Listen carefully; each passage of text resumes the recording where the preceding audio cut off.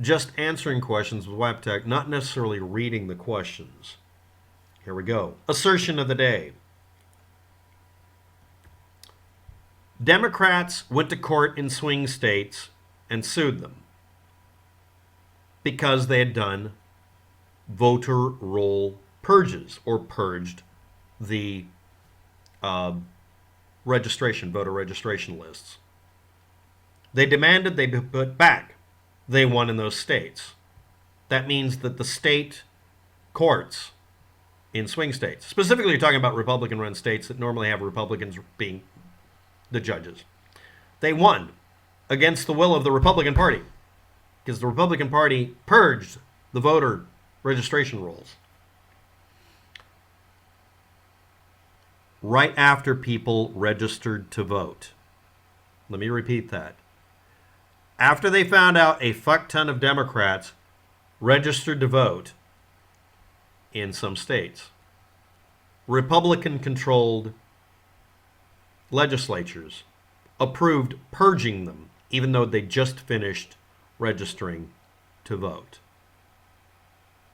And the reason they lost in a court case is that the judges, Republicans, most of them maybe, said, yeah, that's obviously not a good idea and it's not legal. You're not allowed to do that. If you purge voter registration lists after an election and announce, we've purged all of you from being able to vote, because the vote's over with, we've purged the voter rolls, you have to immediately apply to register to vote now. That way you can make sure if there's any screw-ups later, you can do later. If you change residence, if you leave the state, you must amend this, or you will be purged because it doesn't match.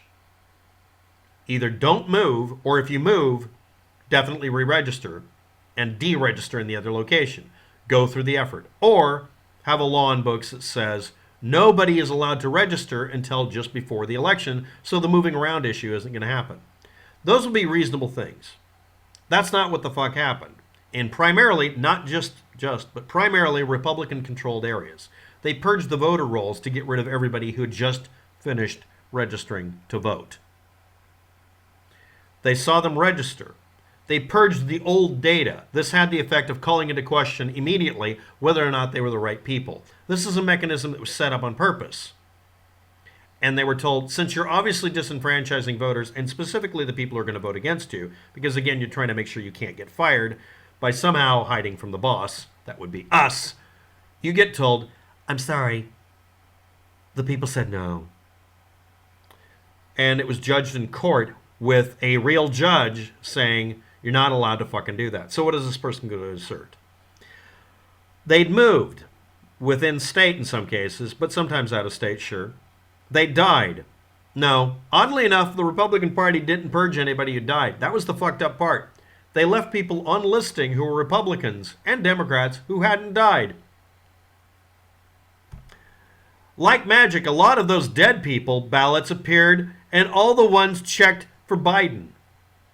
Right, but after we've done the election count thing, one of the funny statistics out of every state that's been demanded is that the number of dead people that voted was even Steven between Republican and Democrat, because, I don't know if you know this, there are a lot of Sam Smiths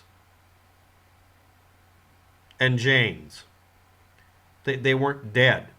They just had a name that matched someone else's name because someone from this county moved over to here after this one died and had a similar name and was in the same county or district or municipality or whatever, but a different address. It was a different person. These anomalies you're talking about, you always attribute just to Democrats, but they happen to Republicans too. The fraud is so grossly blatant, it's criminal. Yes, and that's why the court overruled the Republicans trying to do it by, again, they purged the rolls of people who had just finished registering, which means they were alive and well in a location and registering here. But you were over here a year ago. Yeah, I moved, you dumb fuck. I'm over here. I'm registering here, like the law says. Well, we're purging you anyway because you're a Democrat. They went out of their way to do this. They wanted to reduce the pool of people voting. It's easier to manipulate a smaller crowd. Cunt. Can I ask you a question? No, tomatoes, you can't.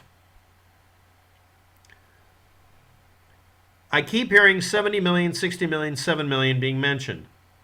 There's like 240 million people in the United States or something. 140 million voters only. What's going on here? I understand there's an age thing and children aren't able to vote. Dead people can, apparently. Why doesn't it make up like 40% of the population? Why is it so low? It's called apathy. Most people in the United States do not believe that their vote counts. They found that out in 2016, that even when you have a majority of people voting against Trump, Trump still gets elected because reasons. This year, everybody in the United States found out that their vote counts, and they found out in swing states, something that the Republicans are really terrified of, everyone's vote counts, which means everybody who didn't vote now figured out they should have. Republicans and Democrats have figured out this, except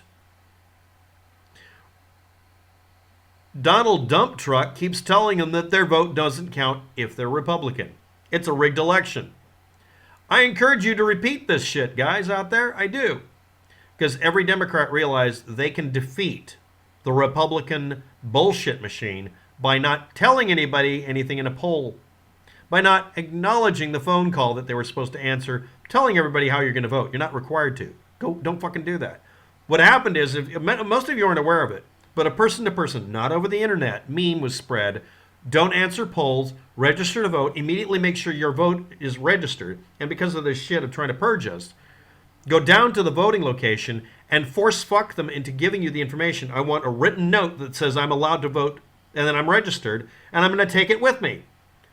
Well, you don't have voter laws. No. There's no law that says I can't bring an ID and a voter registration to say I'm force fucking this. I'm forcing you to acknowledge my right to vote, is the exact quote. I'm going to do this in a very antagonistic way. This happened in 2016. Me and a bunch of other people did this. They did it this time too. They just didn't tell anybody. The Republicans have found out that if you try to disenfranchise people, they'll just jump through the hoops anyway because they pissed them off in 2016 and previous years. And this guy talking about it being a good idea to purge people who just finished registering to vote and were carrying their fucking registration. Voter's registration card in the pocket, showing it at the polls. This is my registration card, and I'm voting against you assholes because none of you people out here are officially part of the voting system. But I want you to know you failed again. This infuriated the poll watchers because every fucking one of them was a Trump supporter just about. In fact, I couldn't find anybody who wasn't. In 2016, I am one of many people who, under cover of the night, wearing all black, soccer punched them. Not sucker punched, soccer punched. That's called a flying kick. You don't get up from that. You have to go to the hospital. You have a dislocated whatever.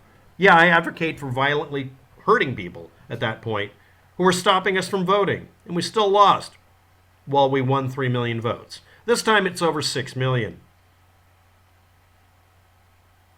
When you take away our right, we fight back.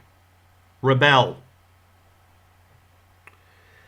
Your inability to string a cogent and coherent set of sentences together in your video description, it's a written statement, harms your credibility beyond repair. Or I was quoting the person you don't want to acknowledge you were talking about.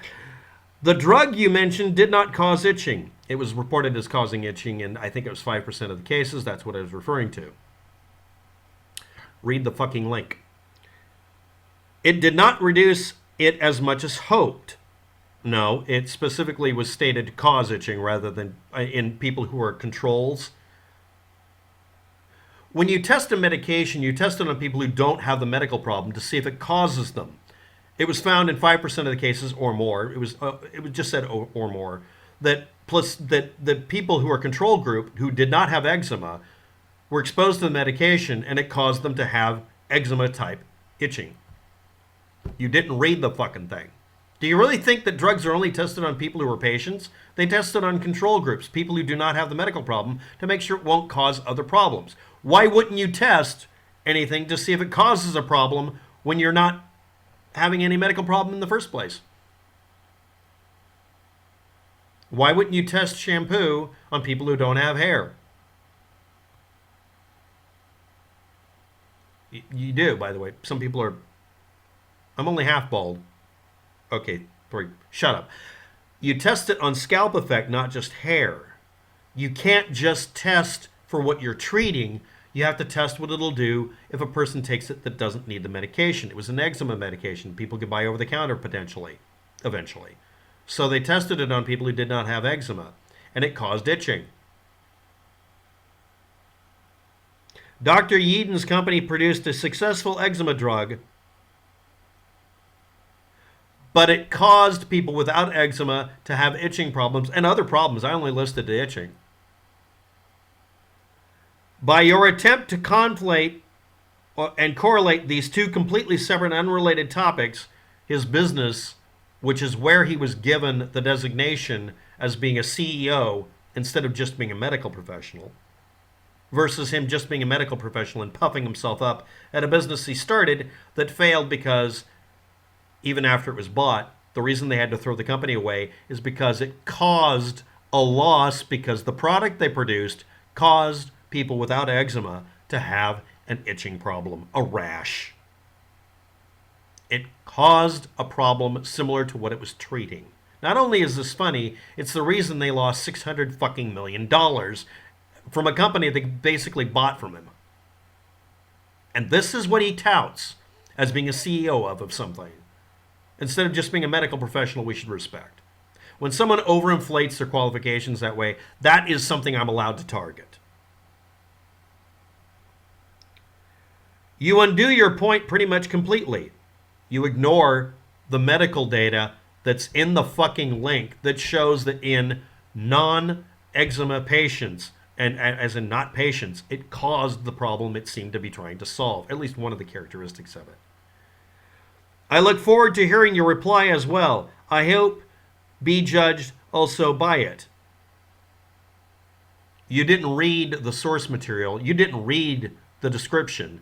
You claimed it was convoluted when I'm directly quoting the fucker that we're talking about. And he keeps saying, I was the CEO of a medical company. Yeah, that cost another company $600 million or more after it fucked people up because it caused the problem it was supposed to be treating in people who didn't have the problem. But then again, I'm the ignorant cocksucker here, right? You're so stupid. Give it up already. So much faith in authorities. Do you ever question the professional liars in the corporate media? Constantly. The trouble is, a lot of them are on one side, not both.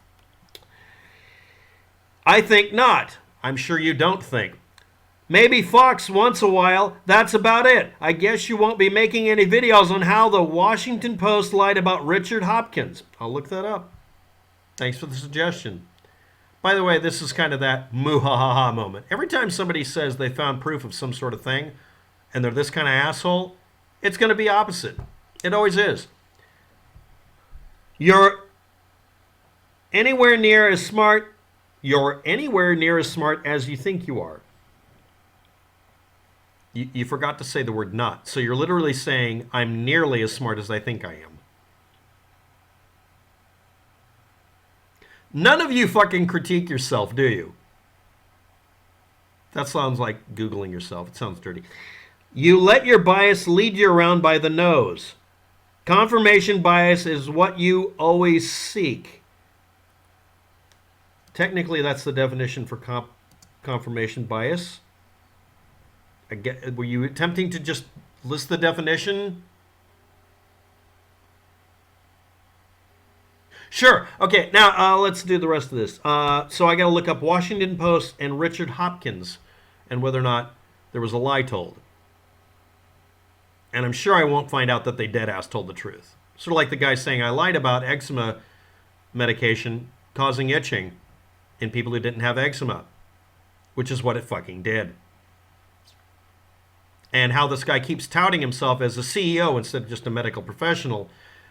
But the company he was the CEO of, or in charge of, not a CEO, let's say, cost a company a bunch of money because the only product they had was that one. So it's not something I would be touting as a success. I was the guy running the Hindenburg. That's not something you want to say in public.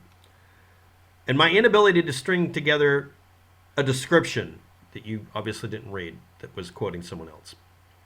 Thanks for watching. Have a good day.